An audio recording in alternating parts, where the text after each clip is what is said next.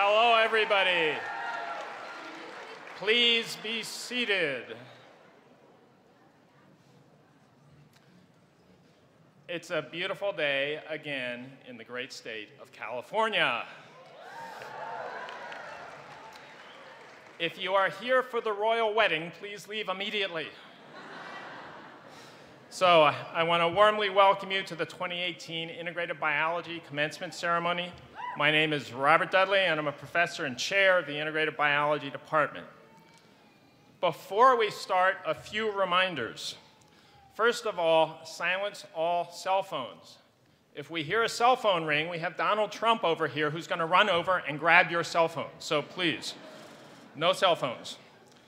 Second, I ask you that no matter how much suspense and excitement grips you, please remain in your seats. Do not block other people's views. Third, we ask that you limit your conversation when speakers are at the podium so that everyone can enjoy this magnificent program. Please refrain from using noisemakers during the ceremony. All that said, it is truly a day of celebration. Go ahead and cheer your hearts out for your child, relative, or friend. You all deserve it. All right.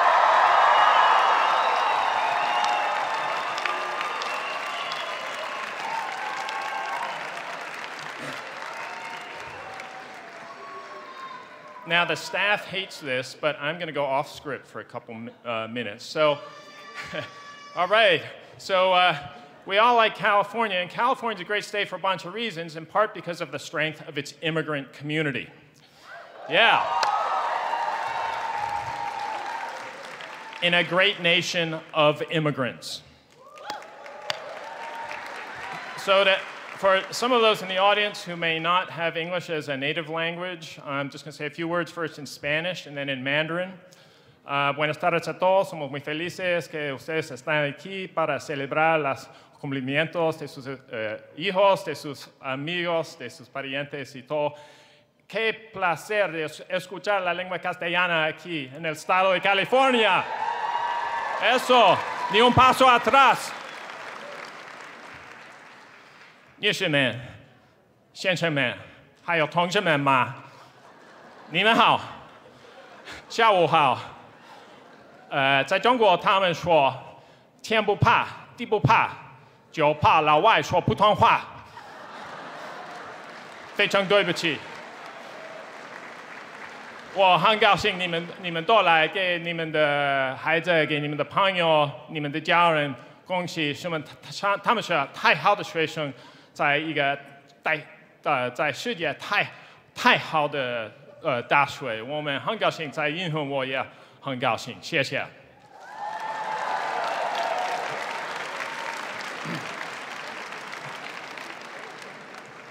All right, back to the script. So, all right, all that said, it is truly a day of celebration. Go ahead and cheer your heart. Oh, sorry, I said that today. Sorry. Oh, again, yeah. Okay.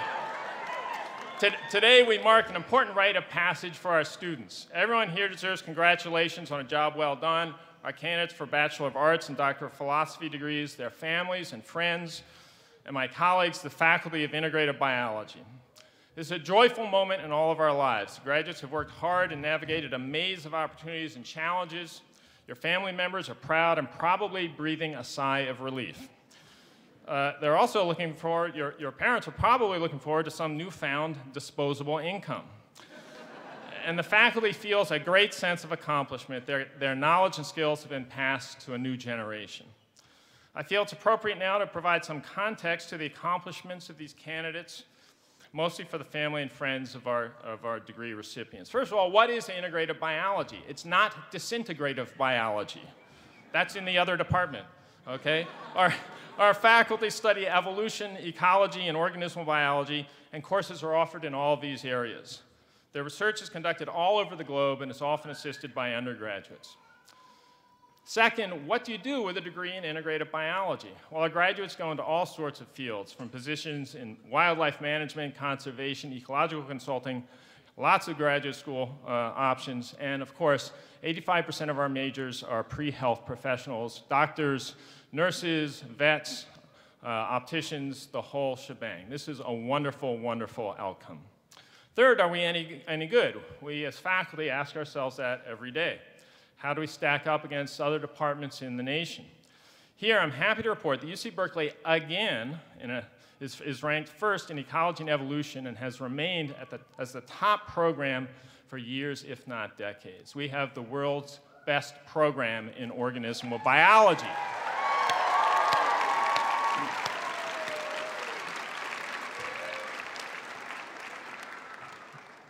Our degree candidates are graduating from the top program in ecology, evolution, and organismal biology, and of course, are graduating from the top-ranked public university in the nation.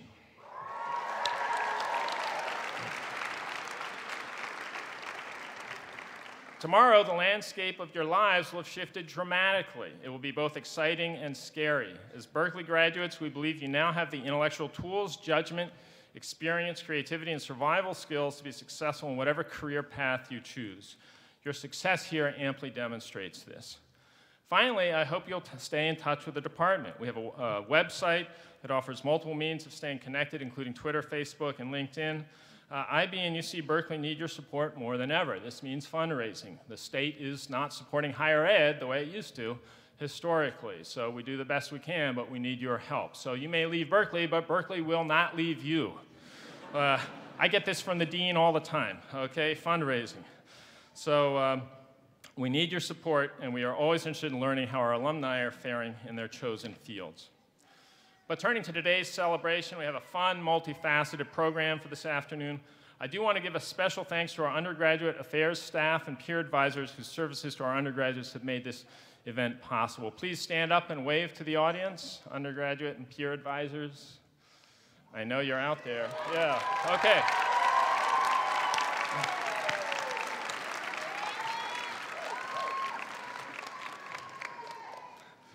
I would now like to welcome to the podium Michael Botchin, Dean of the Biological Sciences and Professor of Molecular and Cell Biology.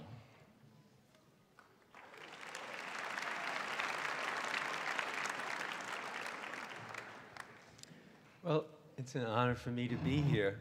And IB graduates, on behalf of Carol Christ and the Deans of the College of Letters and Science, congratulations to all of you on your graduation. Welcome to the ranks of Berkeley alumni. I'm going to use this next hour and a half, that's a joke, to be a little serious, because I'll probably be the last really serious speaker after I would assume that Daniela Kalfa will have some serious words as well.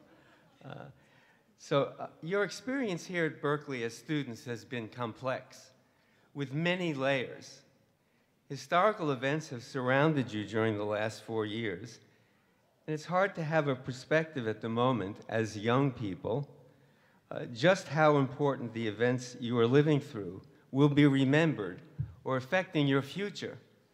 Some 4-year periods are easy to process and live through than others, not the last 4 years. Before I get into highlighting some of the things that have happened while you've been here for your undergraduate degrees or your PhDs, I'd like to recall the year of 1968, when I myself was a graduate student working in Hildebrand Hall in chemistry, just a football field or so down the road.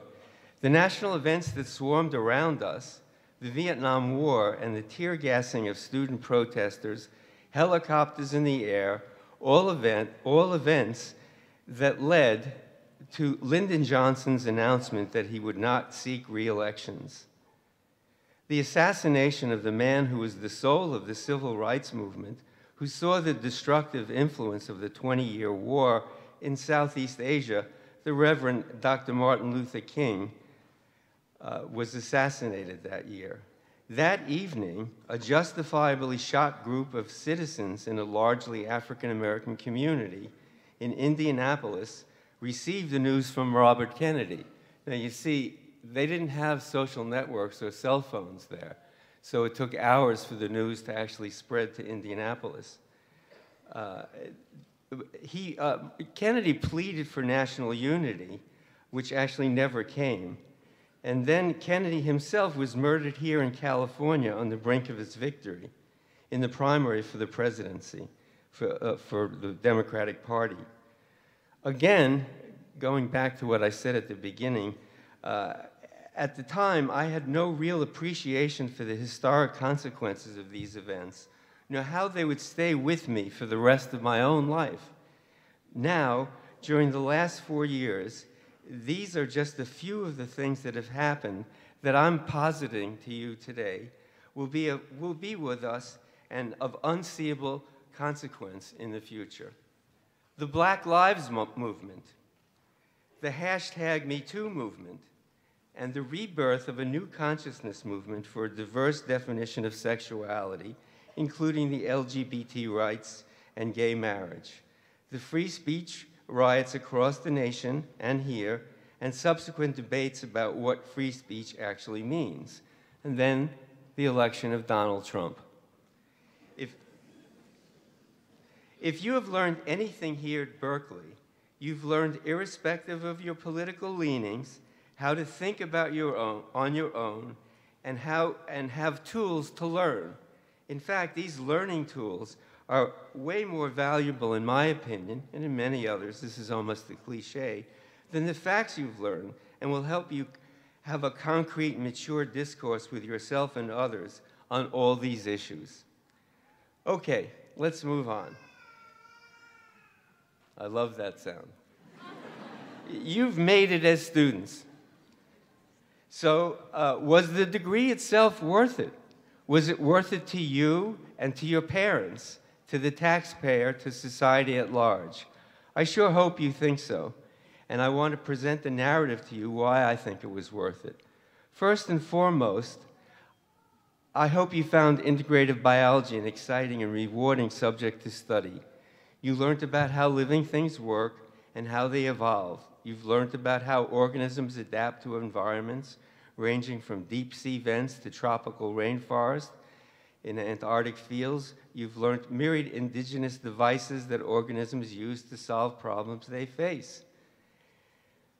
And as you read about these issues in years to come, or indeed contribute to the frontier, expanding the horizons, I hope you'll continue to benefit from your education and continue to share the same sense of excitement you now feel. But the dollars that you and your long-suffering parents have spent here are, in purely economic terms, a good investment. Countless studies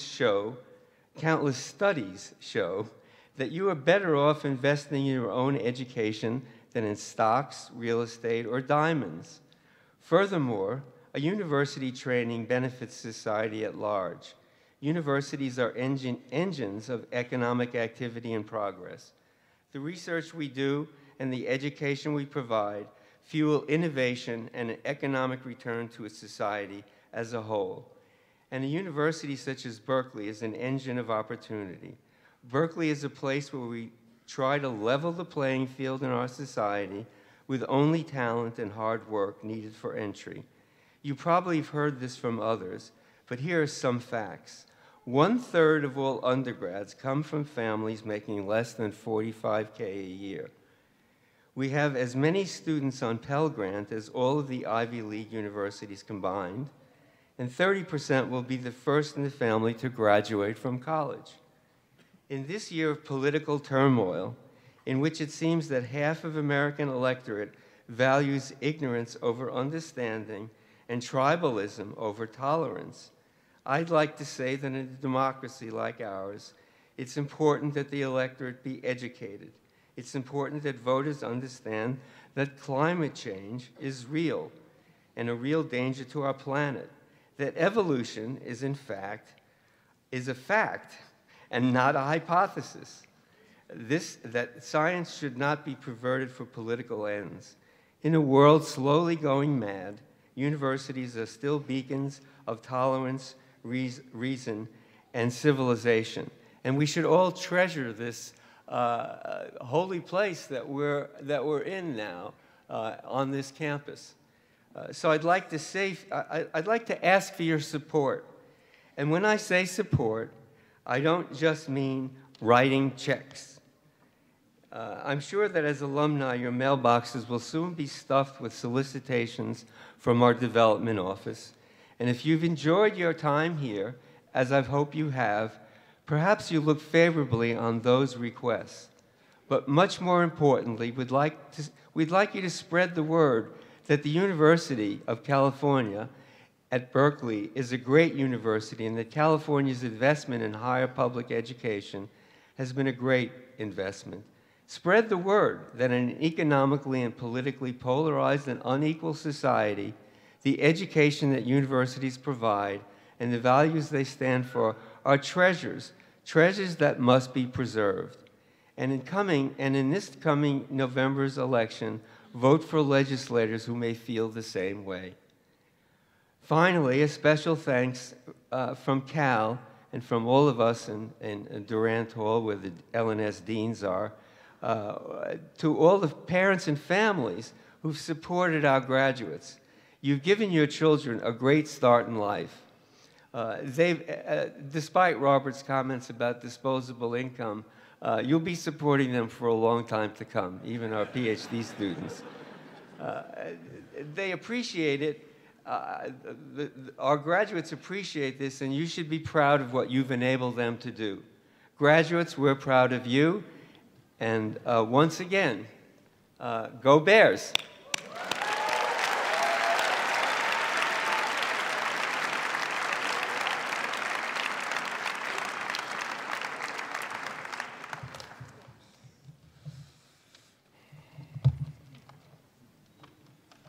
Okay, thank you very much, Mike.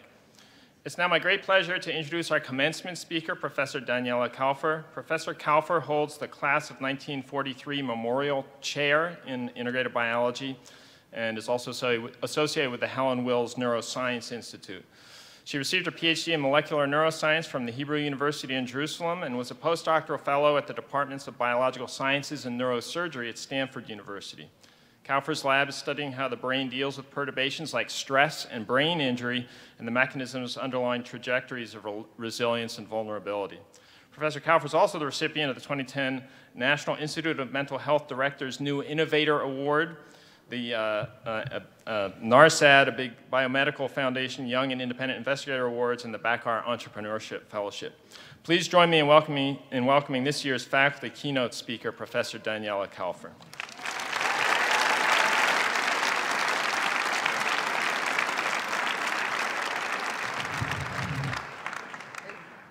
Hello. It's really great to stand up here and see you all, and I feel so lucky to share this happy day with you. There's a lot to celebrate today. No more finals, no more grades, no more all-night studying, no more qualifying exam, no more dissertation stress. So first I want to say to all our graduates, wow, we are so proud of you today. Graduation is a tremendous achievement. Second, I want to raise my hat to all your parents out there. You made it. I'm a parent of a 15-year-old, and from where I stand, I'm not only very proud of you, but just a little bit jealous. So you can take this big sigh of relief now. As you're sitting there, parents, your heart's as full of pride as your offspring is graduating today from the top biology program in the country, UC Berkeley's Integrative Biology.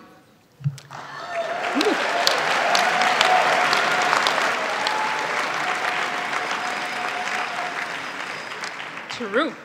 So you may also ask yourself, what exactly does integrative biology, or as we fondly call it, IB, mean? And what is my kid going to do with this integrative biology degree?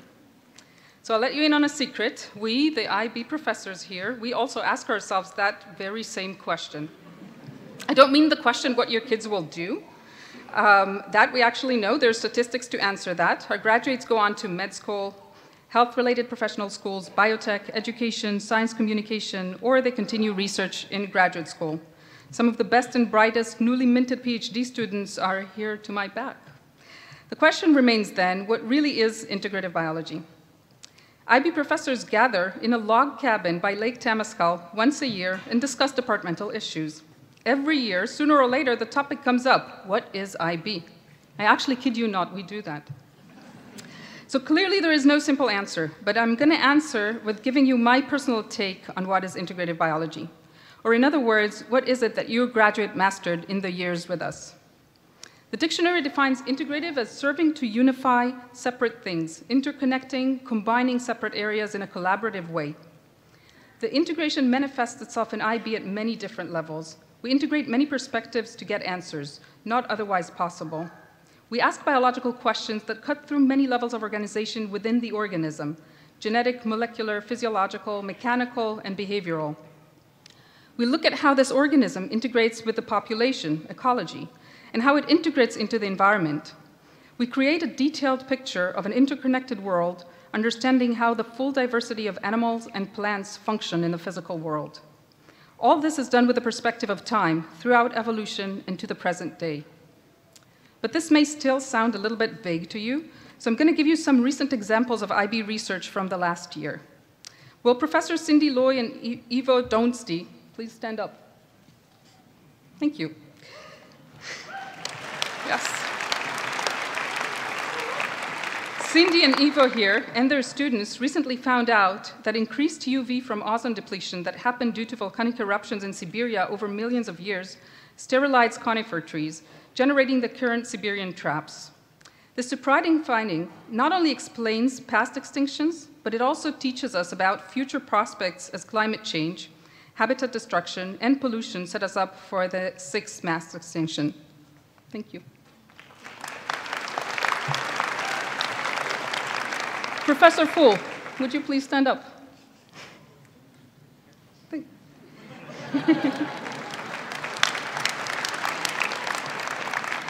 Professor Bob Full and his lab team discovered that cockroaches can run full speed into walls because their exoskeletons allow them to recover quickly with hardly any loss in momentum. These biological findings, which were further validated by a tiny cockroach-sized robot, will inspire the design of the next generation of robots that run, jump, and fly. Thank you.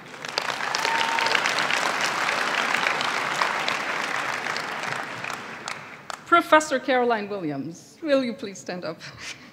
They're going to hate me afterwards for pointing them out, I'm sorry. Sorry, guys, for surprising you and not making you prepare. Professor Williams won the George Bartholomew Award this year for her work deciphering the evolutionary impacts of winter. So we're all used to think about climate change in terms of warming, but Professor Williams here is illuminating the cold side of that story. Thank you.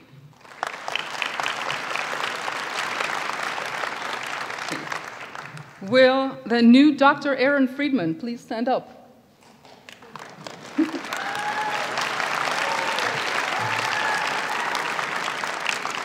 Dr. Friedman, who's graduating today, worked with me and together with our lab team discovered a novel brain mechanism that underlies cognitive deterioration during aging and following concussions. This discovery led to the development of a new drug that can rescue normal brain function, and Aaron is the co-founder of Palisade Neuroscience, a startup that tried to advance this drug to clinic. Thank you.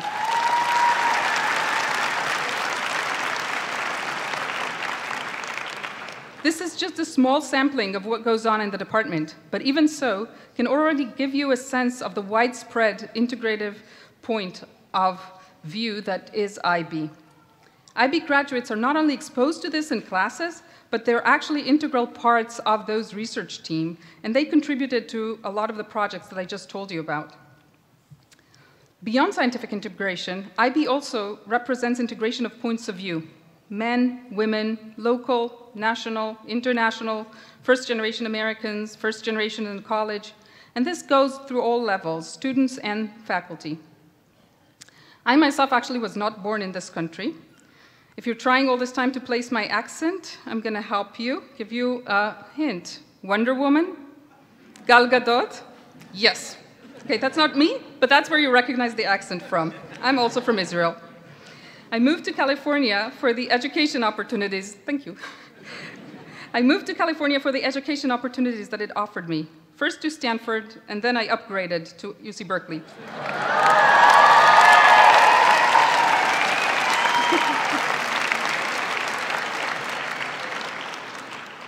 I am the first to graduate college in my family, and I'm the only scientist. And this personal perspective makes me recognize the effort that it takes to move through the education system and accomplish what you all just have, and to honor the diversity of pathways that you all took. Education is really a multi-generational journey. You are sitting here today, and you represent your whole family, and you're going to further and spread the effects of that across your communities. An integrative view of science brings with it also what I view as one of the best things in academia: collaborative, interconnected accessibility to the whole world. You're all joining today the international scientific community, a community of enormous knowledge and brilliance. You'll have shared language and interests with scientists everywhere in the world. This is one of the most powerful assets that we release you into the world with. Remember to use it. Foster collaborations and teamwork in your jobs and projects. Learn to work well with people from all different backgrounds. Inclusion of diverse views will always enhance your outcomes and your enjoyment of the process. So you have by now mastered a considerable body of human knowledge, and you've mastered the ability to integrate and critically think. What might this mean to your future? You will know to appreciate evolution and biodiversity. You will know that you should worry about climate change and mass extinction. You will have an educated concern over other people's welfare as well as one's own. I can't wait to see how you will integrate, yes, this is the 19th time I used that word, your personal, political, and professional lives. What contributions might you all make? I believe that as an IB graduate, you will be a better physician, researcher, educator, or policymaker for the integrative perspective that you will bring with you. And I can't overstate this. In this particular point in time, your contributions are critical. Now, more than ever, we need people with solid scientific reasoning to take leadership. The education that has been bestowed upon you comes with a responsibility to bring reason to the light, and not just for yourself, but for the world you live in. Now, I suppose it wouldn't be a proper commencement address if I didn't give you some inspirational advice on how best to succeed in your professional career, or maybe things I wish I have heard when I graduated. So here we go. Number one, go to your commencement ceremony. Invite your parents. I actually wish I've done that. I did not. If you're here today, clearly you're already doing better than me. Celebrate the good things in life with those around you and nourish your community. People are the most important things in life. If you need more convincing, ask your private IB graduate about beneficial effects of the hormone oxytocin or affiliative social bonding. Number two, enjoy the ride, the path. Don't be solely goal-oriented or focused on the outcome. Don't be afraid to fail. Go out to the world and make mistakes. Break rules. I'm Israeli, I can say that. Leave the world a more interesting place for your being here. Number three, stay true to yourself. I know, it doesn't really get more generic than that, but it happens to also be a really good advice, so I'm gonna take the hit for being so tacky. Number four, meditate every day, exercise every day, sleep enough. This is such good advice. I myself am trying to get better at using it, but you can do better than me. I don't have the time here to give you the full neurology of stress course to convince you that there is some very solid biology behind this, so you just have to either believe me or ask many graduates that took the class. Anybody took this class in this audience? All right. Go stress. Number five, there are peaks in life. This moment right now, one of them. But I really want you to enjoy it. But I also feel pretty confident in predicting that there will be also dips, and that stress is going to come your way in some shape or form. Don't panic. It's all about resilience and plowing through the hard times. And remember the beneficial sides of the stress response. All these good habits from your tip number 4 and your good social support system from tip number 1 will be tremendously helpful in this one. Last one. Leaving here today, you have all been exposed to the way of science, the importance of curiosity and digging deeper to get answers. Going forward, keeping the joy of learning in your professional and personal lives. Stay curious, ambitious, and open-minded. So with that, I congratulate you all, you the parents who brought us this fine class, and you the graduates who are about to receive your degrees. This is an ending of your time here and the beginning of the path that you will carve for yourself. I end this with a plea to you, the brightest and best young scientific minds California has to offer. Be a force for good in the world. Make a difference. Congratulations, IB Class of 2018.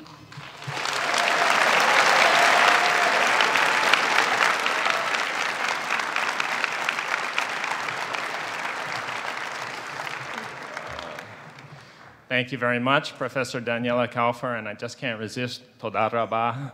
So it's now my pleasure to introduce to you the graduate student speaker, Sophia Chang. Sophia, will you please come up to the podium?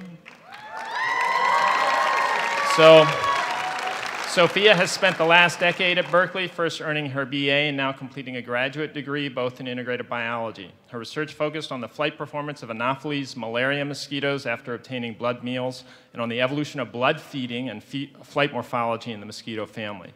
She has taught nearly 10 semesters of anatomy and physiology and earned an outstanding GSI award just a few weeks ago.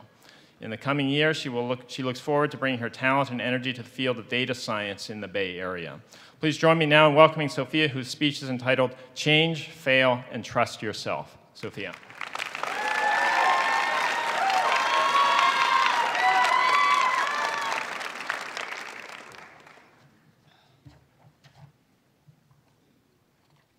Thank you, Robert. Wow, okay. I cannot believe that 7 years ago, I crossed the same stage to get my BS from the same department. I'm honored that it only took me 7 years to get my chance at addressing everyone here today. In the last decade, it's been fun to witness the number of boba milk tea spots grow from 2 to more than 10 around campus. Today, I will share 3 personal stories that has shaped my journey. First is how I came to grad school. So I grew up in Argentina, and I loved clipping plants, chasing birds during Patagonia road trips that my family, my parents who are here today, will take me and my siblings to. But instead of pursuing that, when I first came to Berkeley, I was a pre-medical student like many of you and many of you today, and like many of you are today. My family background is not an academic one, you see. So being the first one in college, I thought success meant becoming either a doctor, an engineer, a lawyer, or a businessman. A rough patch with Bio 1A and Physics 8B later, my first college crisis made me realize that maybe I got it wrong. Success meant something finer and far more personal. It is okay that success means something like finding a salamander after a spring rain. It can mean a conversation about dancing birds during office hours. It means finding like-minded scholars who were just as excited to talk about new species as they are to debate the meaning of a species. Yeah. Berkeley changed my definition of success, and I learned not to fear changes. The amazing diversity at Berkeley let me discover a career path I never thought of. So the second story is how I ended up studying the most annoying animal of the planet, the blood-feeding mosquito. So I actually failed a lot before I found this topic. For one, I was in a biomechanics lab where most people studied vertebrates, hummingbirds, flying lizards, flying colugos, flying squirrels, pretty cool stuff, but not to the degree of a tiny mosquito, I chased after marine worms before discovering that I'm not good at finding them. I worked with crickets before realizing that I wasn't good at convincing them to even just jump. So during my searches and in the wake of a spread of Zika virus, my advisors and I found that we did not know actually how do mosquitoes fly when they are carrying a blood meal that is 2 or 3 times their original weight. And so there's a phrase that I keep close to my heart from that experience: fail early and fail often. Because when you do that, you will gain the wisdom to self-correct and move forward. Create your network, grow your support system, and the answer to your problems often comes from the most unexpected places. Now, the last story is my journey to the end of my graduate program. My time as a graduate student in the Department of Integrative Biology is a deeply personal one, because we were so diverse, some of them studying subjects as different as gut microbiota, aging in the brain, marine sea glass, paleontology, so many things. There were times that it really felt isolating. But slowly, I learned to be more compassionate through the support of my friends, my colleagues, my mentors. And indeed, I want you to know that you can trust yourself more than you think. Have the humility to accept your faults, but to trust yourself. Because it is too easy for us to stress that our educated guesses are only guesses, but not as educated. Come on, we're from UC Berkeley. We're fine. Your graduation today means that you are the cream of the crop, and having graduated from the #1 public university in this country and one of the greatest in the world. Woo!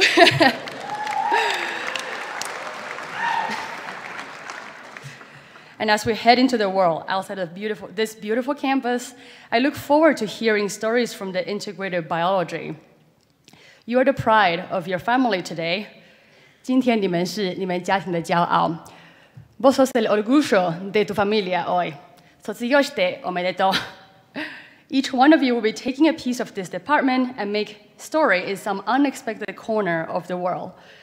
Some of you will continue doing research, some will teach, some will be in medical school, others will work in industry, nonprofits.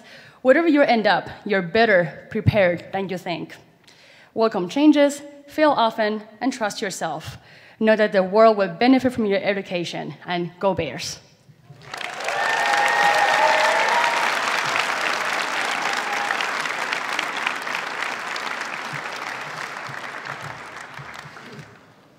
Thank you, Sophia.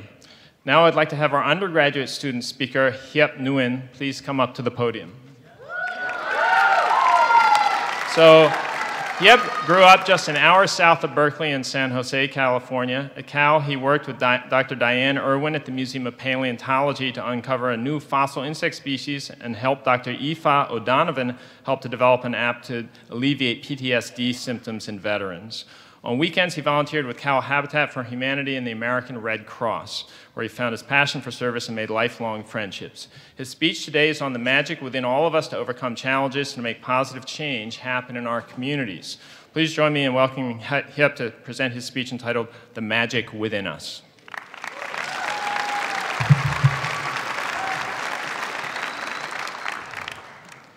When we think of J.K. Rowling's Harry Potter books, we think of wands and spells.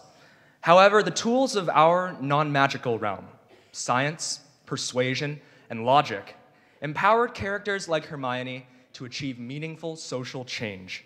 Hermione wielded her education as a powerful agent for the good, using it to fight for the rights of house elves and resist Voldemort's Death Eaters by starting Dumbledore's army. Parents, faculty, friends, and my fellow graduates, we may not be witches and wizards from Gryffindor, but just like Hermione, we, as Berkeley students, use our education to make our communities stronger, more inclusive, and more equitable. Research assistants right here in our department, inspired from long hours in plant morphology and ethnobotany, look for ways that plants can clean up oil spills and treat diseases like cholera and conditions like diabetes. Volunteers with Cal Habitat for Humanity and the Suitcase Clinic apply their knowledge of social inequities to build homes and provide health care for families in need. Dance and musical groups like AFX and Shelley unleash their inner creativity to put on benefit shows that support refugees and children's hospitals. And that's only a small sample of how we applied our learning in classes as diverse as ecology and web design to make our Bay Area family even stronger. All of us have used the powerful tool of knowledge to affect social change. But in the process, we haven't just changed our communities and our school, we've also improved ourselves. We've learned the bravery that comes with starting over and living on our own, away from loved ones and home-cooked meals. We've summoned the courage to finish daunting midterms and make it from Pimentel all the way to Likashing in just 10 minutes. We've learned what it means to put our heart and soul into a subject, not just because we want the A, but because of our passion for science. But most importantly, we've learned never to let our fear of the unknown define who we are. Instead, we define ourselves by how we challenge and face what scares us head on and keep reaching for our goals and our dreams. I used to fear public speaking. When I got up in front of large crowds, I often felt like an invisible hand covered my mouth to prevent me from getting my point across. Even simply giving a class presentation filled me with an overwhelming sense of fear. But I got up every morning to recite speeches and poetry until I was confident I could get every word across without stammering or pausing. I took opportunities to challenge my anxiety and speak in front of a crowd. I was completely terrified at first. Every day felt like a battle of me against my internal fears. However, I never defined myself by my fear. I defined myself by the courage I summoned to challenge what scared me most. Embedded within each of us is a bravery to overcome challenges. The organic chemistry professor who breaks the norms of a large lecture class to believe in each individual student's ability to succeed. The courageous student who works 2 jobs and double shifts just to make ends meet. And most of all, our fearless parents, whose sacrifice and example gave us the best foundation for success possible. Parents like my dad and my uncle, who risked everything to come to this country as refugees so that they could find a life for their families, free from war and conflict. Parents like my mom, who overcame poverty and discrimination to live out her dream of being a dentist and a professor. Our parents demonstrate to us what courage means every single day, and we stand here, ready to graduate and create some change of our own because of their example.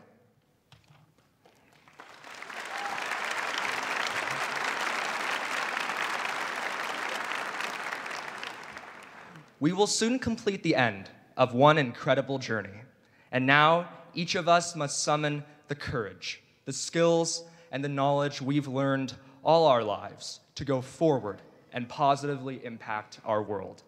Just like you did here at Berkeley, make your profession your blank canvas to create meaningful change. If you see injustice in the way healthcare is delivered, don't be afraid to speak out and stand up for your patients. When you see a problem in the way wildlife is treated and conserved, never doubt yourself. Go boldly and seek a solution. When you've got a fantastic idea for a research project that could alleviate symptoms for a debilitating disease, never let the chance of failure deter you. Pick yourself up after making a mistake.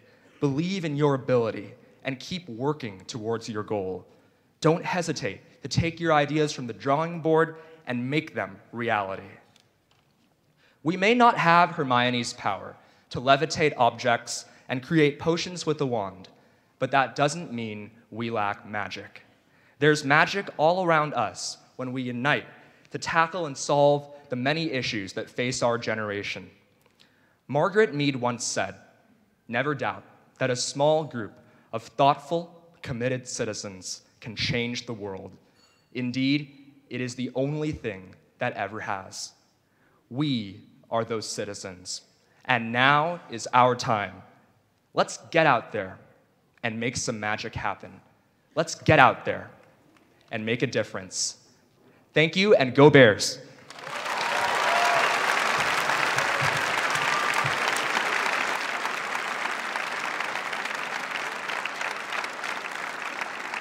Thank you. Yeah, that was great. So one feature that distinguishes Berkeley from most other universities is the active and integrative combination of education and research. And it is our great pleasure to present the Undergraduate Awards for research and academic achievement and for service to the university and faculty of the department.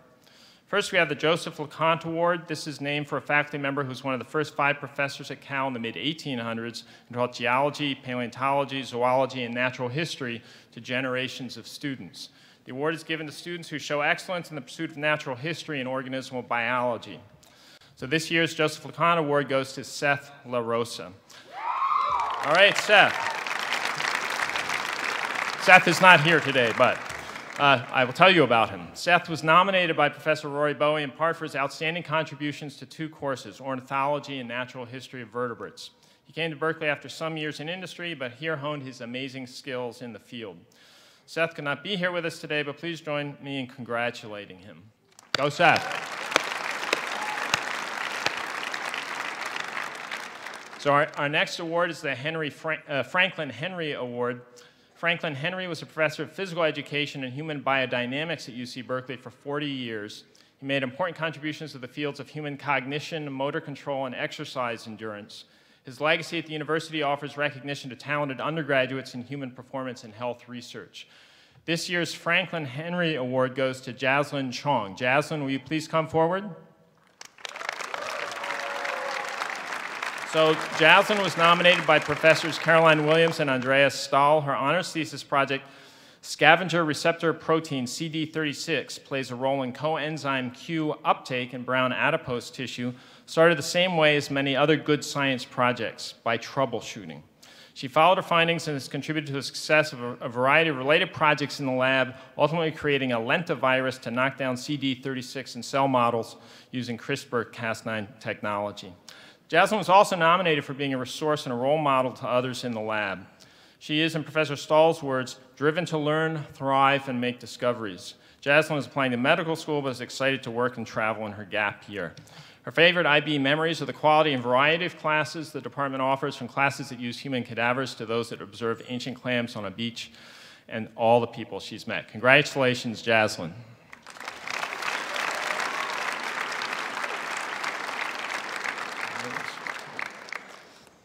Our next award honors one of the most wonderful and accomplished professors ever to teach on the Berkeley campus, our own Marion Diamond. Marion was a world-class expert in development of the brain, how experience nourishes the brain, and how the brain's functions can be kept from deteriorating as we age. She was a proud Cal grad and was named Alumna of the Year for her prominence and for her contributions to the education of generations of students. She was also named the country's Professor of the Year. The Marion Diamond Award is presented to students who exemplify what Marion has meant as a role model and as a leader in research, teaching, and particularly community leadership. This year's Marion Diamond Award goes to Hiep Nguyen. Hiep, will you please come forward?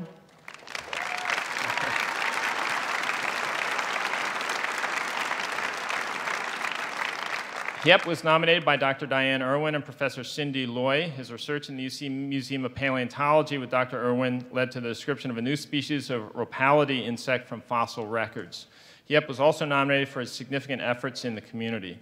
With Breakthrough Silicon Valley, he started teaching biology to underserved teens in the summer. Since then, he has created a free homework help program in Oakland and volunteers with Habitat for Humanity. Congratulations, Hiep.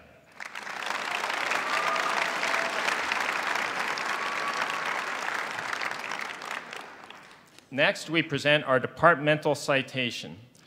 This award is given to a single student who epitomizes accomplishments in research and scholarship in the department. We had a tough field this year, we always do, but we are pleased to report that the departmental citation this year is being awarded to Jung Ung. Jung, will you please come forward?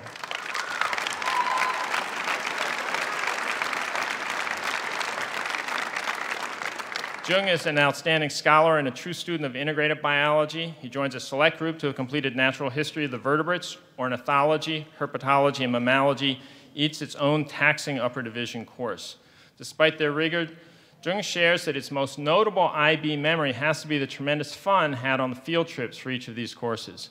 His honors project, entitled Nuclear DNA, supports mitochondrial and phenotypic divergence in Steller's jays, elucidates the split between Pacific Slope and Rocky Mountain populations of Steller's jays. Professor Rory Bowie, his principal investigator and nominating faculty, lauded Jung's analytical research skills and mastery of related subjects.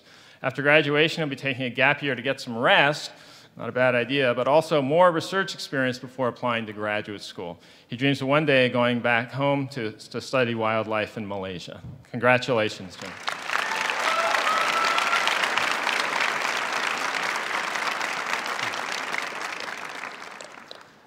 And again, congratulations to all of our departmental award winners.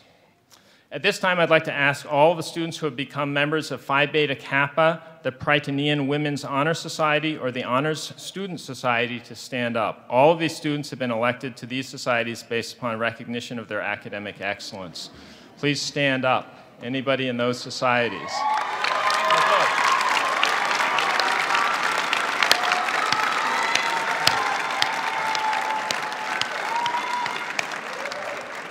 Congratulations. Please be seated.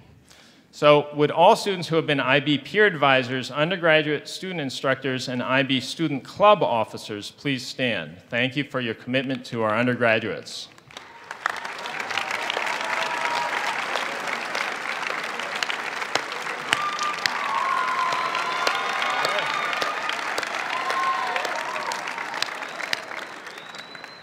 Okay. Congratulations, and please be seated.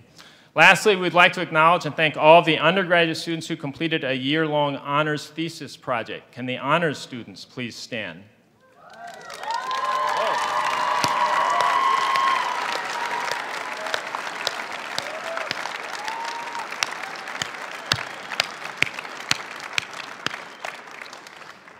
This program requires an organized research project that culminates in a written thesis and public presentation of their research, as well as a minimum GPA of 3.3 overall in the major and in their upper division coursework. They will receive IB departmental honors upon graduation. So on behalf of IB staff, faculty, and students, our warmest thanks to all students for your valuable contributions to the vitality of our academic community. Thank you.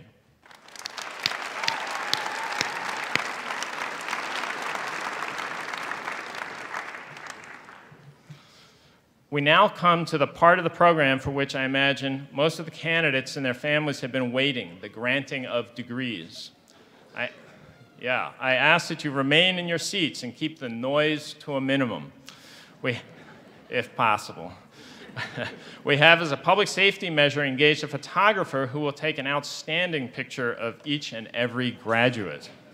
I mean that, outstanding. Please do not block the aisles, do not charge the stage, or otherwise come forward to take pictures. We would now like to present the students who are completing their doctoral degree this year. Please welcome my colleague, Professor Caroline Williams, to the podium to present the candidates.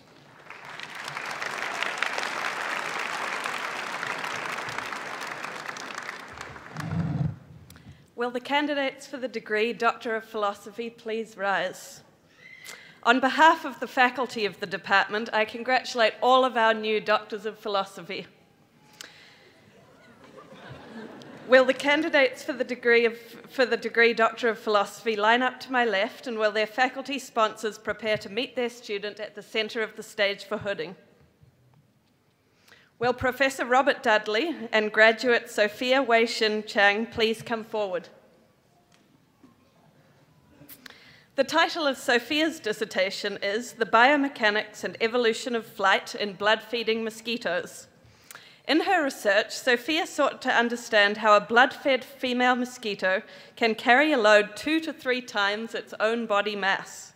She first focused on the flight takeoff maneuver in the malaria mosquito Anopheles colutzii with and without blood meal. Then she took a comparative functional morphology approach using 25 mosquito species to answer whether the non-blood-feeding female mosquitoes have lost the capability to lift heavy loads during flight. After graduation, Sophia plans to work in the field of data science.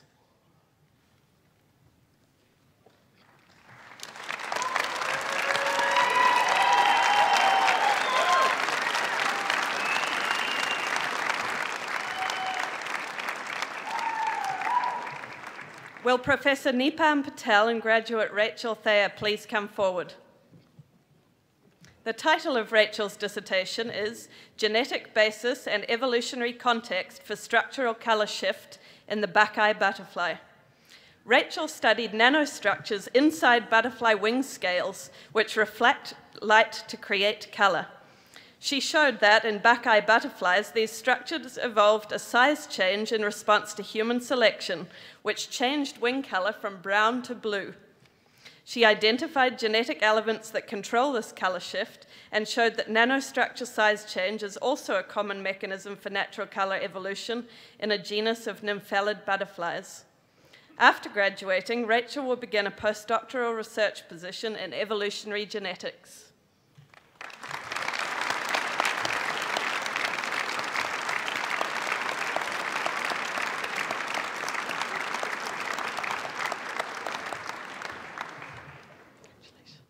Will Professor Charles Marshall and graduates Kelmilla Alves Sauto, Junying Lim, Ashley William Paust please come forward in that order?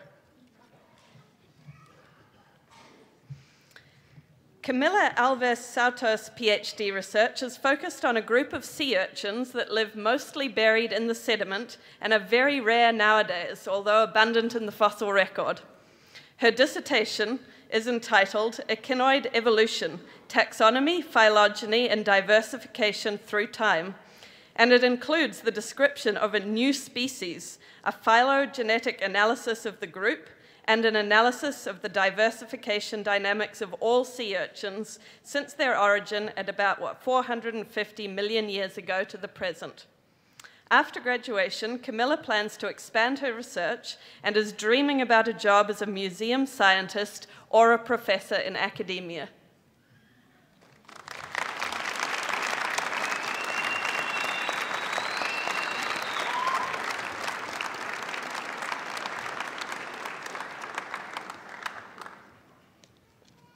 Junying Lim's dissertation is entitled Evolutionary Assembly of the Hawaiian Flora. His research is focused on understanding how large-scale landscape dynamism has shaped the evolutionary and ecological assembly of oceanic island biotas, and hence the spatial and temporal variation in species diversity that we observe today. His work involves the generation of large-scale phylogenetic datasets, as well as the development of biogeographic and diversification models. After graduation, Junying is starting as a postdoctoral researcher at the University of Amsterdam in the fall, studying the ecology of plant-animal interactions and the evolutionary history of palms at a global scale.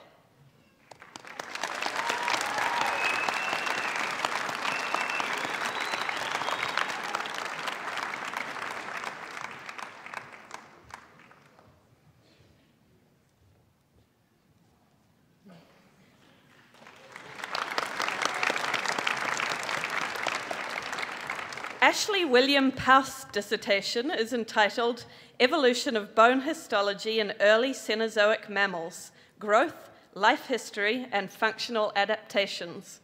In his research, Ashley applied bone histology techniques to fossil skeletons to investigate the growth of the first large-bodied mammals after the demise of the non-avian dinosaurs. In his dissertation, this approach allowed him to trace the origin of mammalian growth rates to discover that many of the first Cenozoic mammals took longer to reach adult body size than their living equivalents, and to identify special adaptations to an amphibious lifestyle in the first large herbivorous mammal. After graduating, Ashley plans to continue exploring the links between growth and evolution in a postdoc before applying for academic positions that combine teaching and research.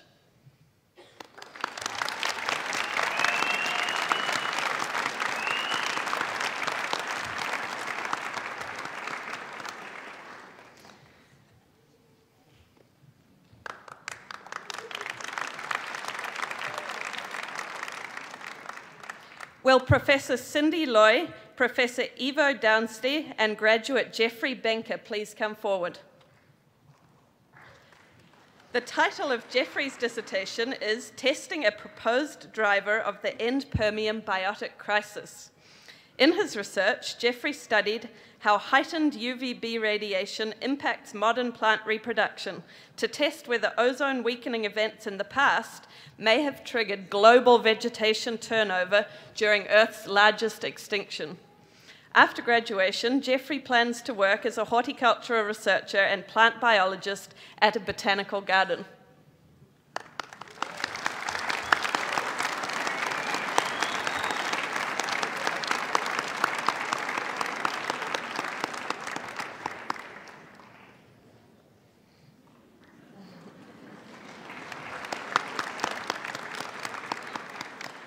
Will Professor Cindy Loy remain on stage, and graduate Dory Lynn Contreras please come forward?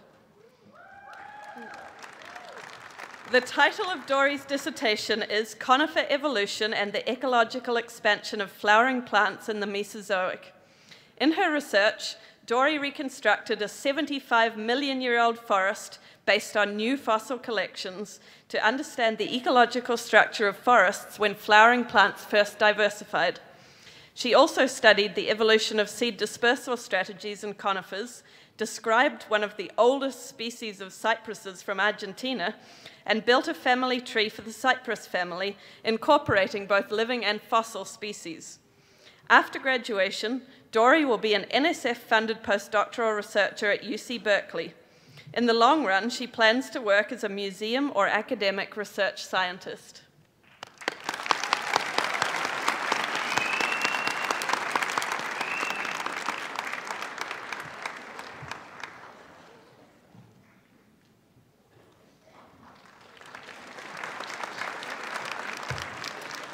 Will Professor Mary Power and graduate Keith Baumer-Gregson please come forward?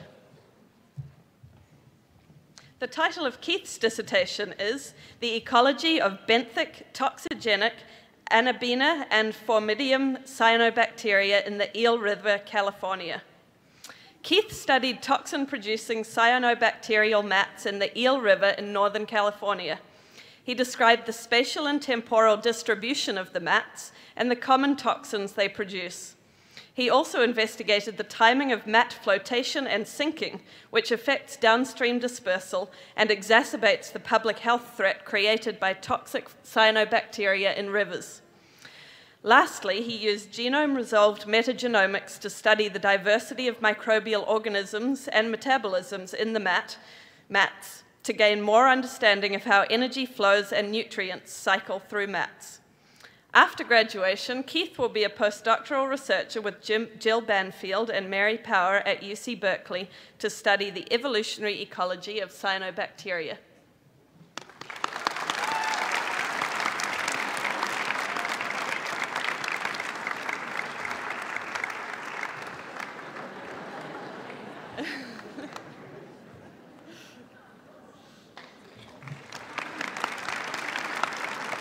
Will Professor Daniela Kaufer and graduate Aaron Friedman please come forward?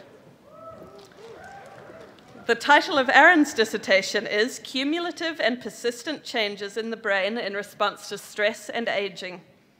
Aaron studied the way in which brains accumulate changes over time and in response to experience can have a major effect on health and disease. His research focused on two areas: how stress induces long-lasting changes in brain structure and how brains become progressively dysfunctional with age. By understanding how brains change over long time scales, he seeks to develop new ways of understanding and ultimately treating neurological disease and mental illness. After graduation, Aaron will continue his work as co-founder of Palisade Neuroscience.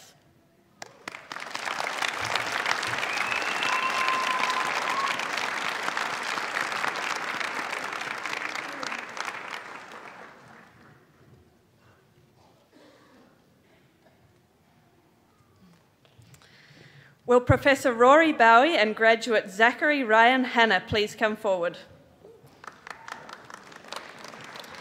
The title of Zachary's dissertation is Genomics of the Spotted Owl, Strix occidentalis, and Barred Owl, Strix varia, in Western North America. In his research, Zachary assembled the nuclear and mitochondrial genome of the northern spotted owl, which he used, along with genomic sequences from barred and spotted owls, to investigate recent hybridization between these two species in Western North America. After graduation, Zachary plans to live life.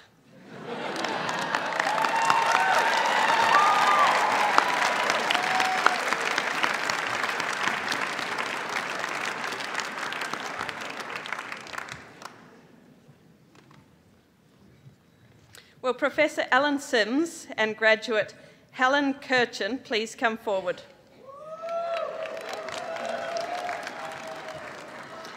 The title of Helen's dissertation is Metapopulations in Miniature: Connectivity, Subpopulation Extinction, and Recovery in Microbial Microcosms. Helen studied how spatial connectivity influences recovery from subpopulation extinction in metapopulations of bacteria. She developed an experimental system of artificial landscapes on which she cultured microorganisms in spatial networks with different dispersal corridor arrangements. She used these to compare how large versus small extinction events affected recovery of metapopulations in different types of networks. After graduation, Helen is moving on to a postdoctoral position in the Momini Lab at Boston College, where she will turn her interest in spatial ecology toward microorganisms on the landscapes of the human body.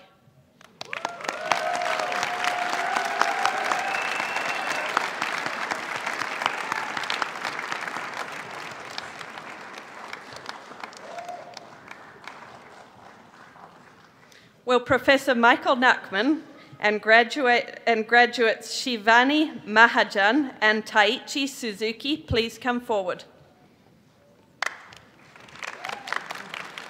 The title of Shivani Mahajan's dissertation is Sex Chromosome Evolution in Insects. Shivani studied several aspects of sex chromosome evolution, including dosage compensation, Y chromosome degeneration, and gene content evolution of Y chromosomes, sequence evolution of recently formed neosex chromosomes, and heterochromatin establishment during embryonic development in multiple fly species. Shivani is currently a postdoc in the Doctoral lab at UC Berkeley.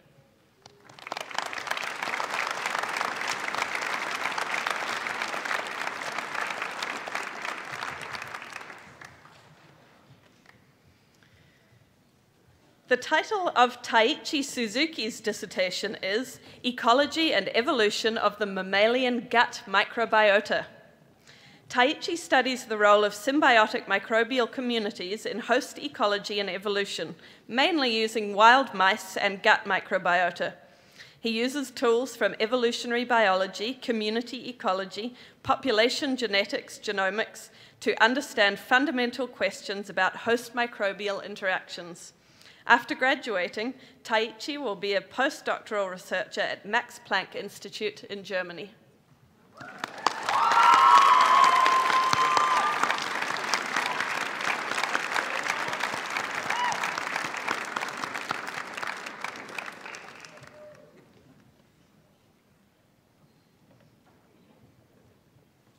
Will Professor Eileen Lacey and graduate Jessica Melendez-Rosa please come forward?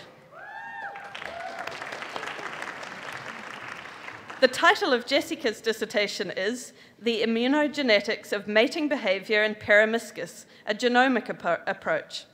Her research explored the immunogenetic consequences of monogamous and promiscuous mating behavior in free-living deer mice. After graduating, Jessica is returning to her alma mater, the University of Puerto Rico, as an NSF postdoctoral fellow in the fall.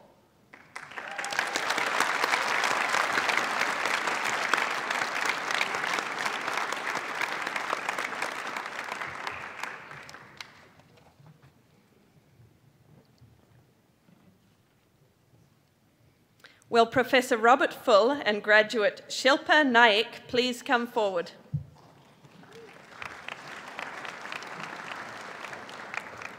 The title of Shilpa's dissertation is Imaging Morphology and Quantifying Kinematic Geometry of Insect Limbs. In her research, Shilpa developed the use of an imaging technique, photogrammetry, to obtain accurate three-dimensional scans of insect morphology. The methods she developed could be used in the future to digitize the morphology of museum insect samples and make them accessible to all. Through her thesis work, she studied how limb geometry determines the ability of insects to grasp secure footholds in natural terrains. Her work lays the ground to study insect limbs as a model system to better design multi-legged robotic systems. After graduating, Shilpa would like to work as a mechanical design engineer, where she would use her knowledge in biology to design new products.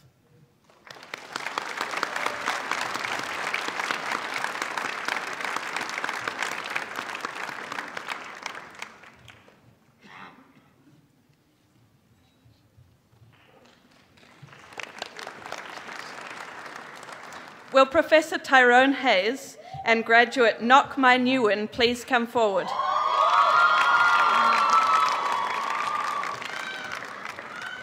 The title of Nok Mai's dissertation is An Examination of the Effects of Estrogen on Neural and Behavioral Development in African Clawed Frogs, Xenopus laevis. The objective is to understand the role of estrogen in establishing sexual identity. Various studies have indicated that either an increase or decrease in estrogen levels affect sexual reproduction in both exposed male and female amphibians. Estrogen maintains ovaries and allows females to be more receptive to males. Few studies have examined the molecular mechanism that underlies the effects of estrogen on sexual dimorphic expression and pathways of hormones in the brain, for example, OT, AVT, ER, AR, and how it would affect sexual behavior in adulthood. Although there are studies on sexually dimorphic areas in the brain in rodents, few have identified these novel pathways and changes in the brains during development of amphibians. Her thesis will provide a basic understanding of vertebrate brain characteristics that differentiate under early steroid action and explain sex differences in adult behavioral activities and fill the gap in the literature regarding sexual dimorphism in amphibians.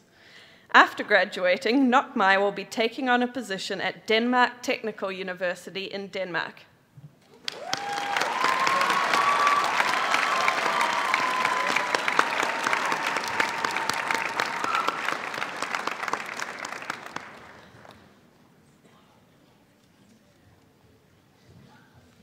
Will Professor David Ackerley and graduates Megan Ford Oldfather and Andrew Whites please come forward? The title of Megan's dissertation is Population and Community Dynamics of Alpine Plants with a Changing Climate Across Topographically Heterogeneous Landscapes.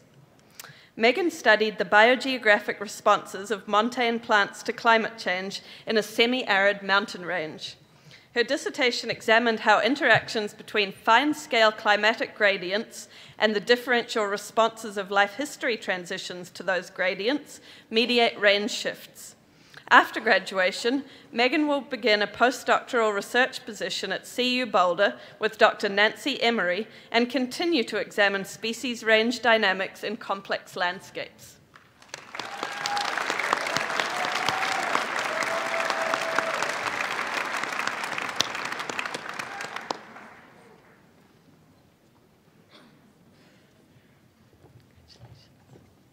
Andrew White's dissertation is entitled The Physiological Ecology of Californian Blue Oak, Quercus douglasii, and Valley Oak, Quercus lobata, woodlands in response to extreme drought. His dissertation focused on the impacts of California's recent historic drought on the physiological performance of two long-lived oak tree species throughout the state. This work determined the specific water stress thresholds that cause damage and mortality for each tree species, and found that although both of them can dynamically shift their water use from shallow soil layers to deep groundwater, this strategy failed to prevent widespread canopy damage and mortality. This work helps inform our models of future climate-induced vegetation change throughout the state, as well as our management efforts to conserve and protect these tree species throughout the future. After graduation, Andrew and his wife will be moving to Zurich, Switzerland, to continue pursuing their careers in academia.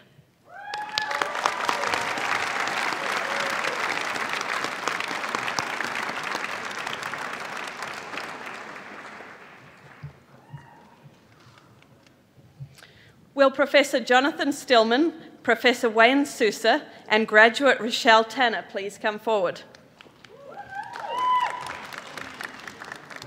The title of Rochelle's dissertation is Climate Change Effects on Thermal Tolerance Plasticity and Population Dynamics in the Eelgrass Sea Hare, Philoplesia taylorii. Rochelle studied how climate change affects the physiology and population dynamics of grazers that benefit seagrass ecosystems. Her dissertation addressed the evolutionary advantage of adaptation to predictable fluctuating environments like estuaries in determining rapid response to climate change through phenotypic plasticity. She showed that thermal tolerance plasticity during early life stages is most limiting to population persistence in response to warming. After graduation, Rochelle will begin a postdoctoral research position at Washington State University with Dr. Wes Dowd, continuing to examine physiological responses to climate change.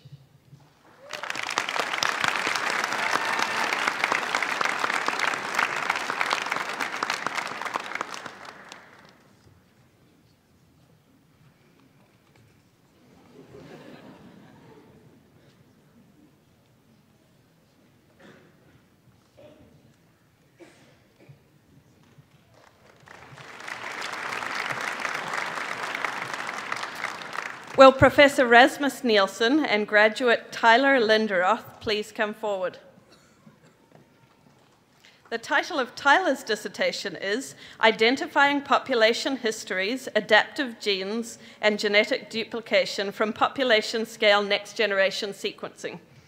His research focused on developing a statistical method, NGS paralog, to identify duplicated regions in genomes sequenced using next-generation sequencing technologies, which he used to find duplication in the human and stick insect genomes.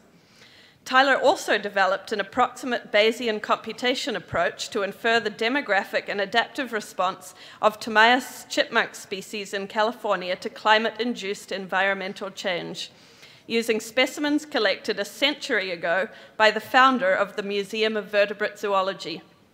Lastly, while poison frogs generally have genomes that are too large and duplicated to be effectively accessible to next-generation sequencing studies, by using a transcriptome-enabled exon capture approach developed during the chipmunk research, NGS paralog, and some newly developed statistical approaches to detect genetic associations, Tyler sequenced exomes from mimic poison frogs and identified 7 genes that likely influence the different color and pattern phenotypes underlying this species' mimetic radiation. After graduation, Tyler will be joining Richard Durbin's group at the University of Cambridge as a postdoc to work on the evolutionary genetics of Lake Malawi cichlids.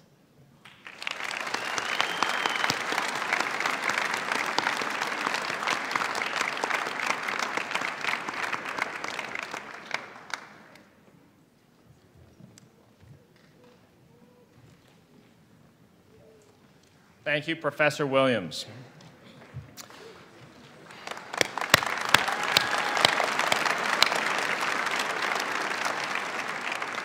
Will all doctoral students please stand?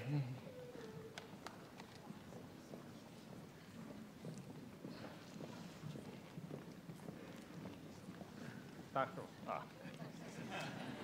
By virtue of the authority vested in me by the President and the Chancellor, I grant you the degree of Doctor of Philosophy in Integrative Biology. Please congratulate these students. All right.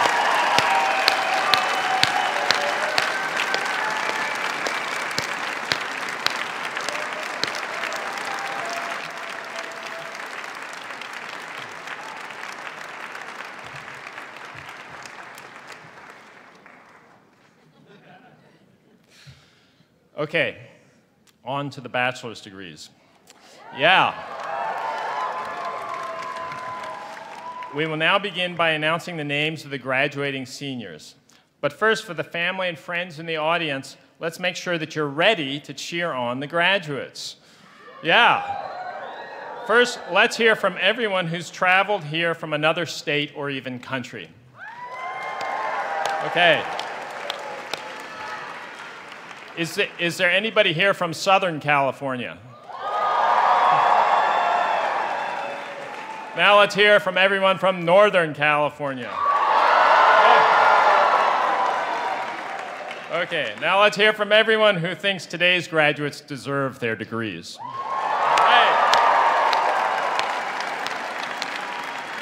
Okay, I think we're ready. So while we always try to correctly pronounce each student's names, please accept our apologies in advance for any errors. Will Professor David Ackley please come forward to take his position at the microphone to my left to read the names, and will Professor Eileen Lacey please come forward to present the scrolls to the first group of graduates.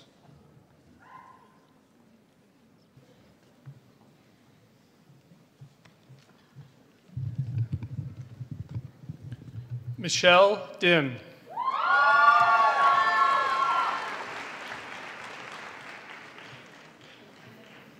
Kelly Wan Ching Yong.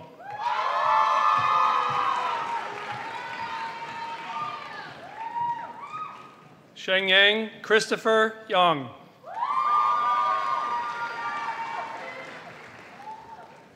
Maya Peters Kostman.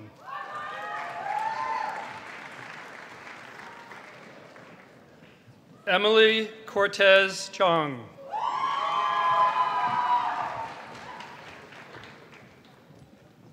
Divya Ravichandran.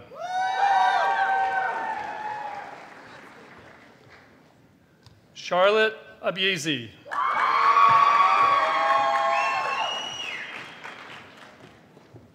Sheng Ong.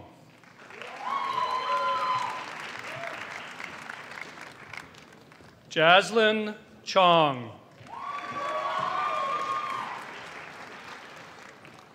Hyep Win.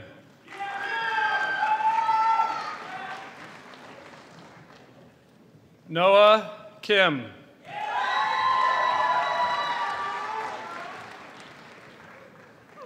Himakar Nagam.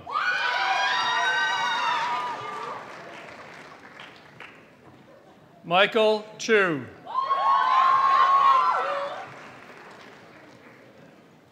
Minette Song. Kaylin Jinwei Conant.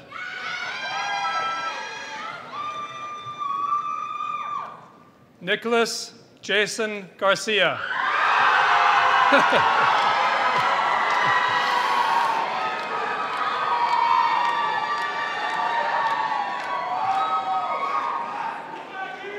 Carl James Baguio Laxina.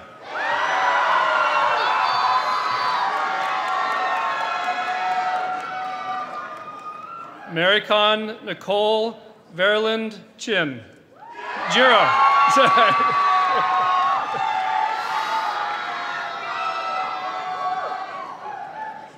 Tukan Angeline Wynn.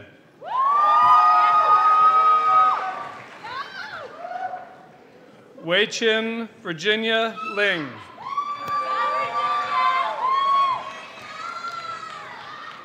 Simeon Guyverts.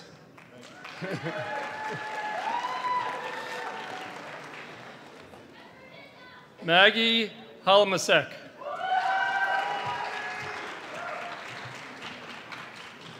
Christian Noel Mahano.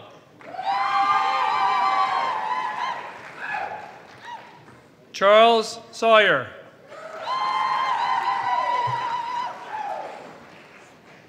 Brent Humiston.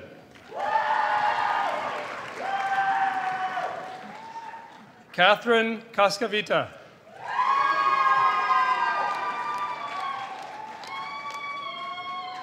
Corey Berger. Vivian Bikvoon Din. Samantha Chan.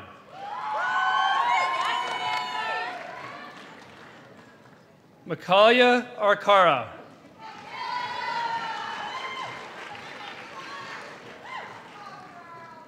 Faisal Shabir Momand.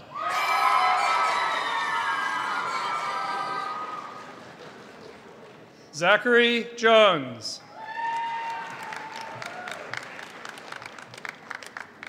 Kayla Marie Ketman.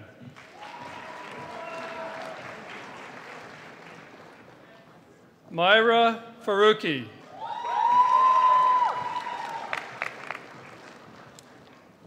Paula Hayakawa Serpa.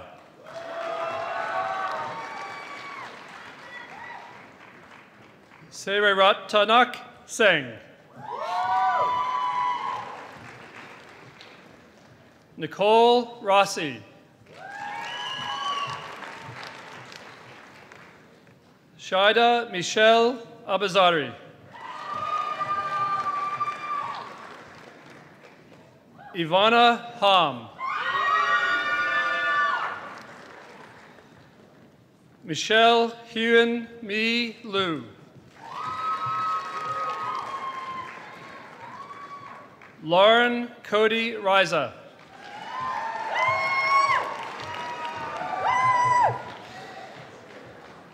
Elizabeth McAlpine Bellis.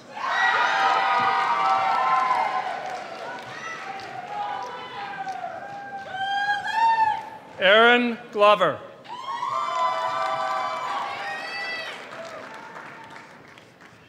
Claire Nicole Jurgensen.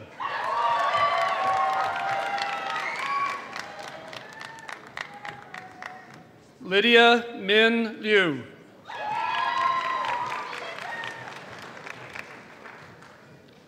Masha Paramanova, excuse me.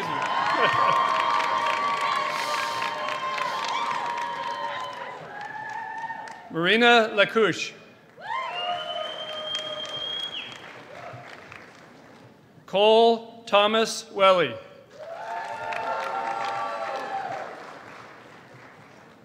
Carmen Anavalink.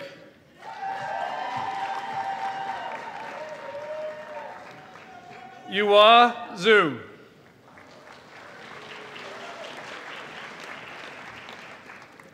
Will Professor Jim McGuire please come forward to take his position at the microphone to read names, and will Professor Rasmus Nielsen please come forward to present the scrolls to the next group of graduates.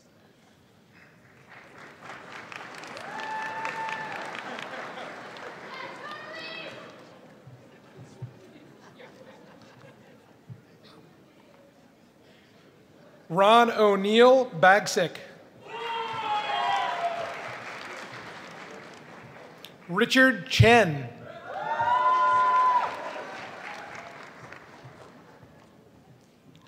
Taylor Ranney.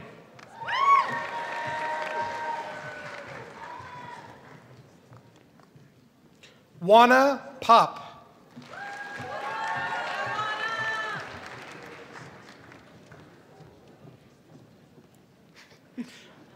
Andrea Magar.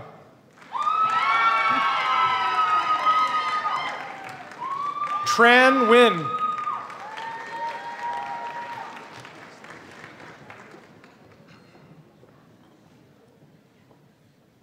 Alondra Jennifer Sons Alvarez.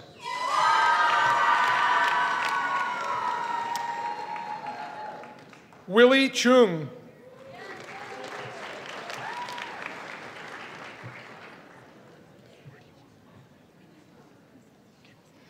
Janet Berenice Bustos Borosio.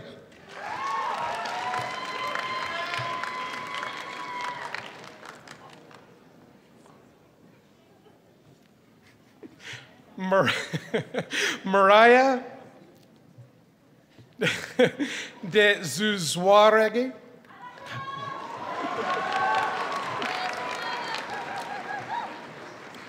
Gustavo Meza Montoya.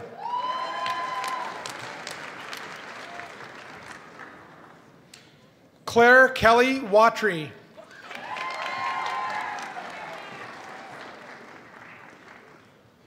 Nikki Aja.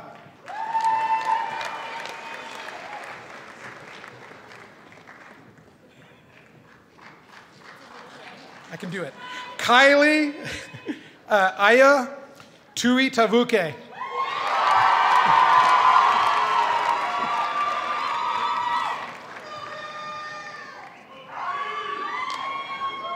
Brandon Weiss.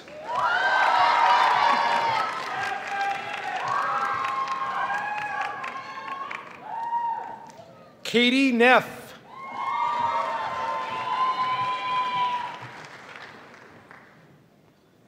Via Do.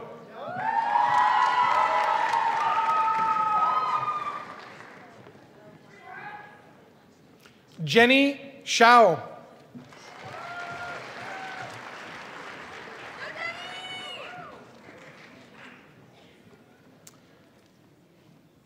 Carolyn Bado Luin.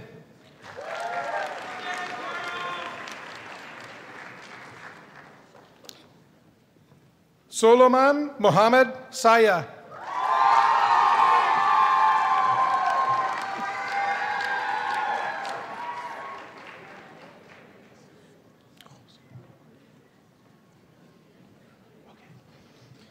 Melanie Vecek Asuch.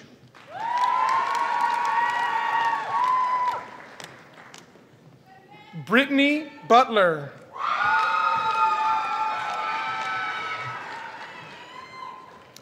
Dana Stout.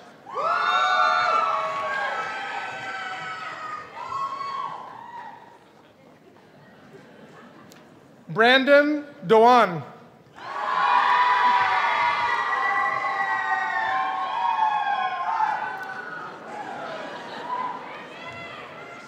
Steve Fram.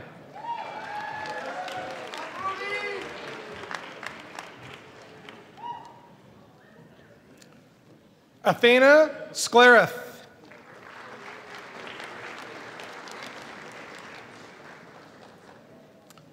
Lindsay Gilkerson. Congratulations. Hannah Wilson.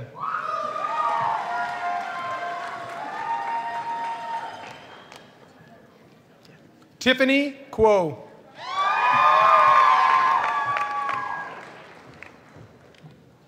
Karen Fan.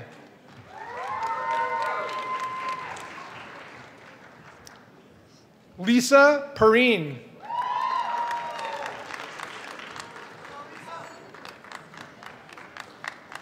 Sanchala Segal.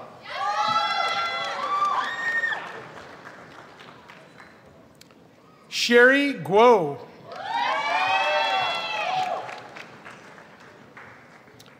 Alex Jang.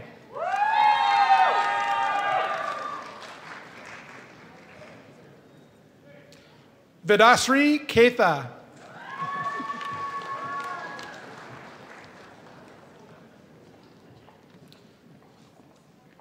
Janani Ramesh.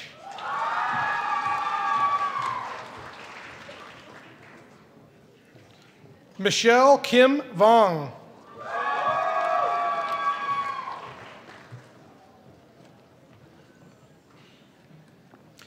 Michaela Arlene Sanchez.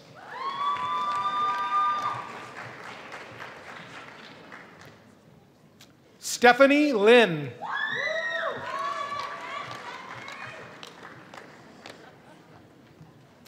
Denise Starr.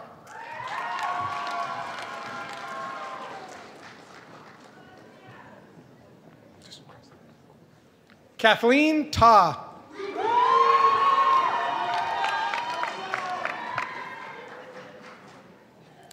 Bethany Lee.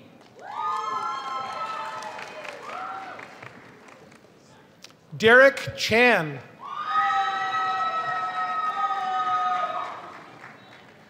Marie Kate Balfour.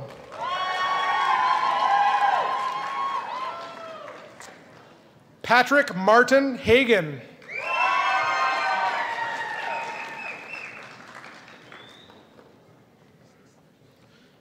Ethan Rudnick Faya.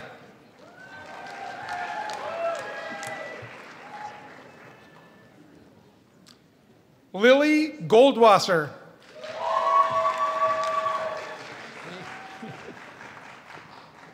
Darren Ayub.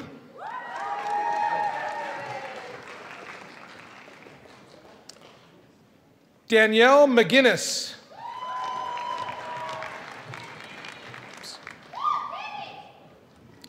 Haley Bagert Hellings.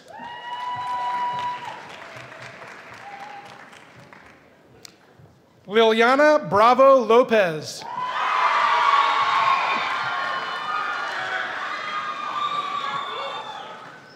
Gabriela Bravo Lopez.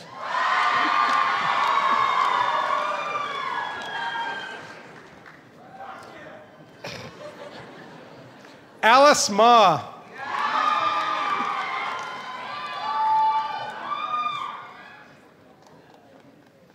Alexis Gomez.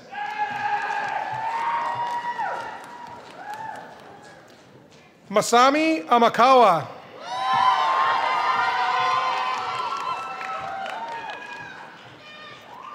Alvin Nguyen.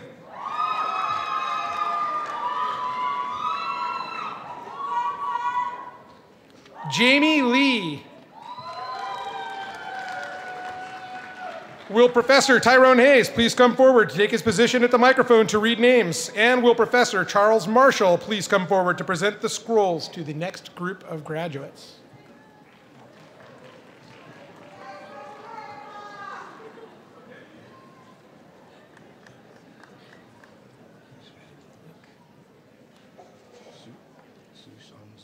Shu San Zhu.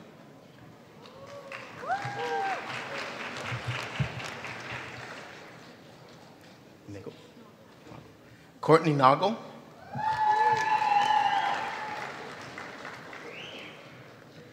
Samantha Freeman. Jessica Yoon.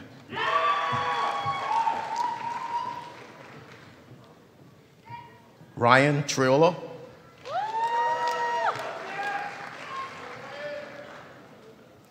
Kirk Perez.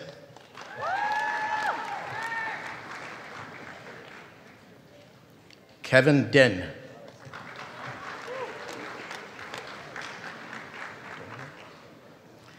Sarah Donnellan.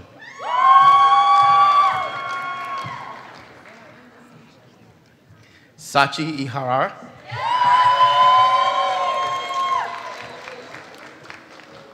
Amy Sue.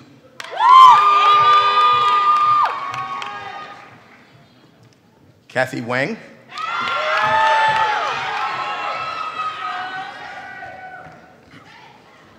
Nathaniel Ramil.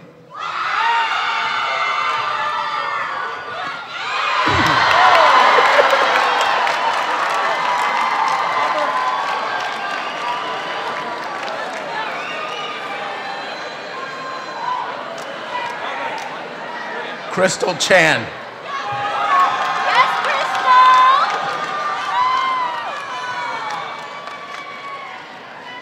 Robert Yu.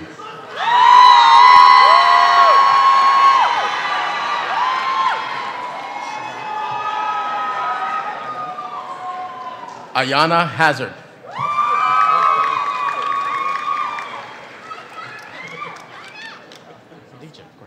Khadija Sufi.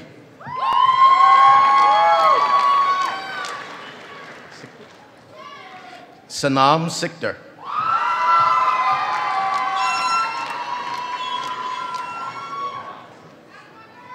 Javeria Kadir.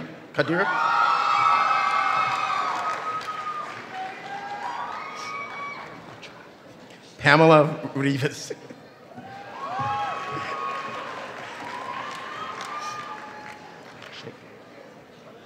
Aliza Sheikh.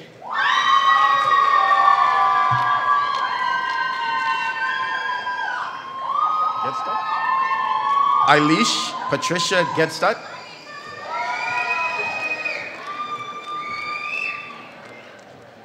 Primpal Singh Utwal.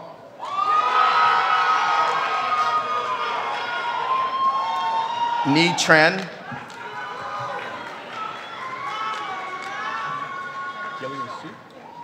Gillian Su. Pedram Martin Sifat.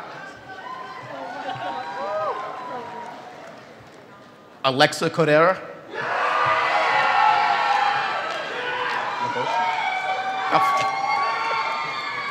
Magoshi Sikorski.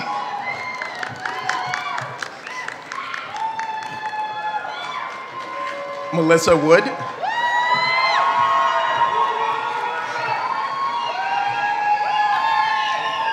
Kaylee Cook.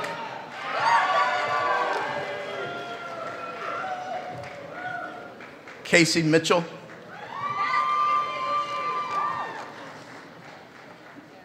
Marin Hale. Jorge Bugaran Teo.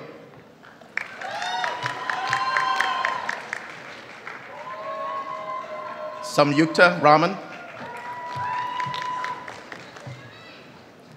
Anthony Nguyen.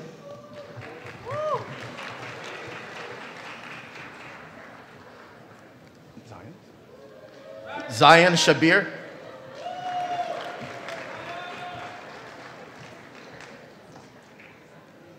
Aditi Raghunath.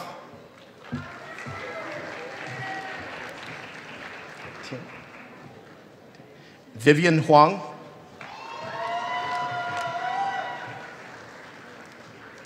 Sandy Hong. Oh. Kelsey Wong. Renee Chen.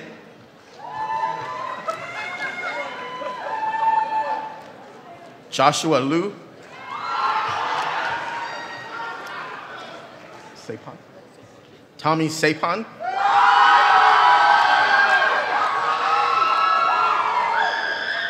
Jerry Jin. Lei Huang.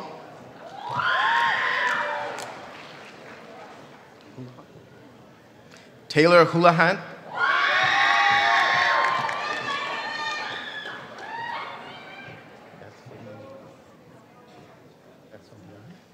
Layla Esfandiari.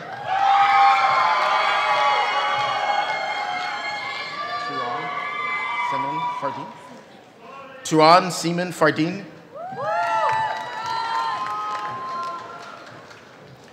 Tiffany Wei.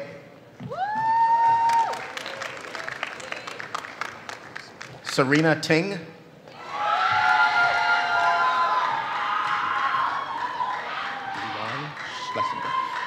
Leron Schlesinger. Will Professor Paul Fine please come forward to take his position at the microphone to read names, and will Professor Tom Carlson please come forward to present the scrolls to the last group of graduates.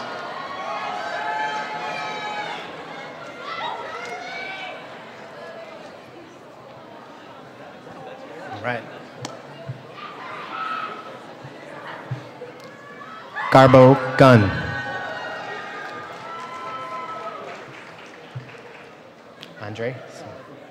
Andre Salahi. Sean Chang. Angel Wong. Har Kiran Kaur Everest.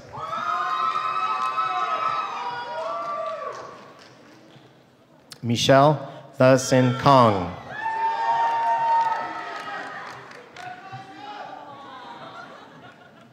Valerie Landenberg.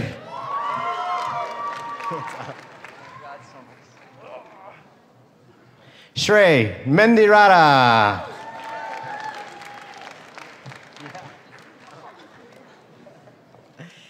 Gita Levitt.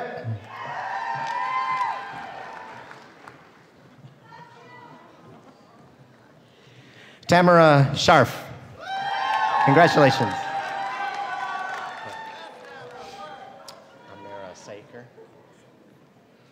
Jasmine Amara Sekara.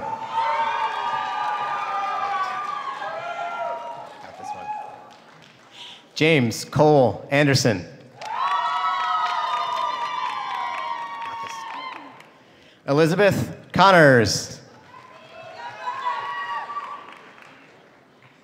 Donna Mohammed.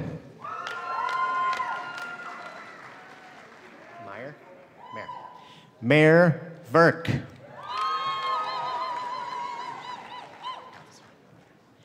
Drew Bryant. Marissa Brooks. Sarah Johnson.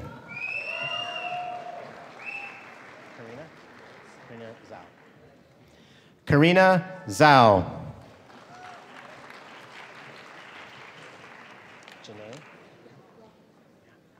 Janae Wani. Evelyn Montenegro. Liang, right? Karen Liang.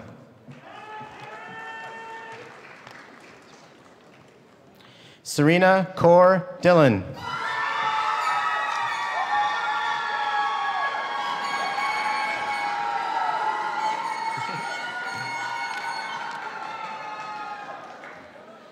Paul Ryan Van Skyver.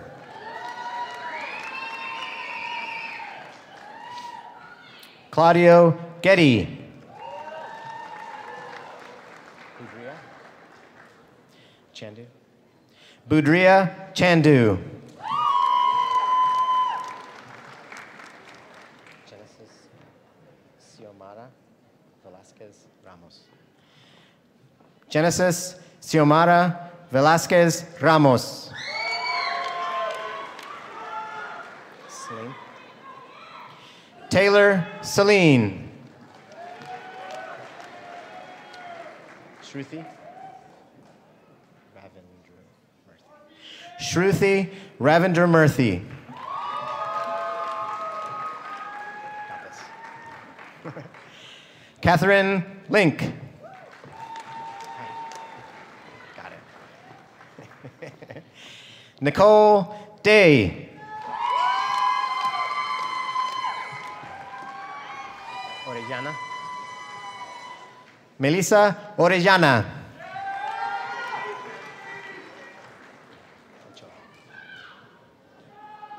Kimberly Ochoa.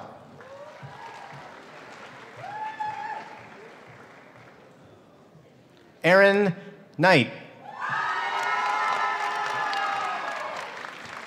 Congratulations, everybody.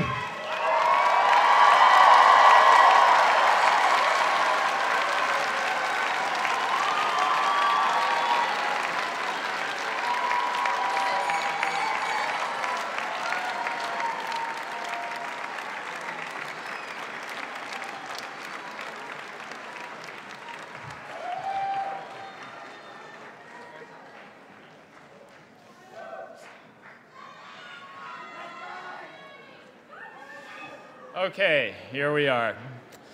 Graduates, family, and friends, thank you all for your participation in this joyous and memorable event. I have just a few announcements before we confer the Bachelor of Arts degree. We would like to invite you all to the reception at Lower Sproul Plaza just outside of this hall. We've asked faculty members to meet you there. When we leave Zellerbach, we have a lot of students in front and also on the stage. So please, family members, let the students and the faculty, possibly, leave first, and then we can all file out. Okay, now what we've been waiting for. Would all students please stand?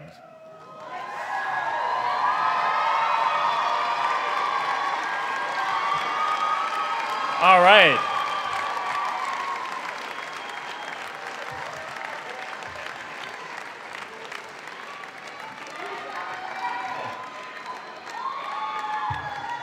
By virtue of the authority vested in me by the Chancellor and the President of the University of California, I grant you the degree of Bachelor of Arts in Integrative Biology. All right.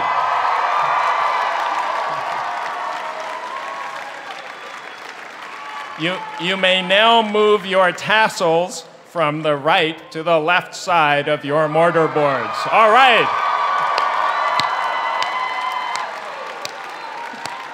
Ladies and gentlemen, I present to you the class of 2018. This concludes our ceremony. Thank you, and go Bears!